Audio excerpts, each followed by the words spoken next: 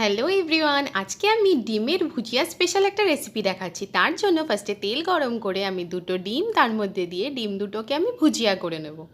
একটা একটা করে ডিম ফাটিয়ে আমি তেলের মধ্যে দিয়ে নিচ্ছি এবং তার মধ্যে আমি খুব সামান্য পরিমাণে লবণ দিয়ে নেব।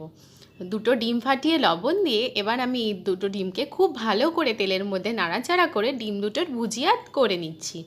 ডিম দুটো ভুজিয়া করে আমি সেই ডিম দুটোকে একটা আলাদা বাসনে তুলে রেখে দেবো।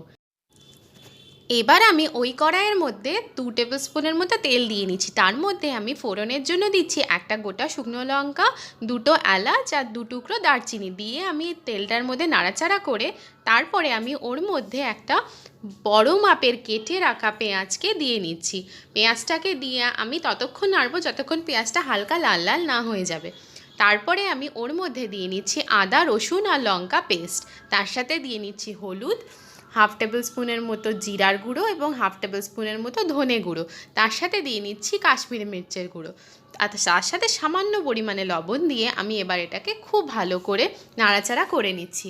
এবার আমি এর মধ্যে দিয়ে নিচ্ছি সামান্য পরিমাণে জল, যাতে মশলাটা কষাতে আমার সুবিধা হয়।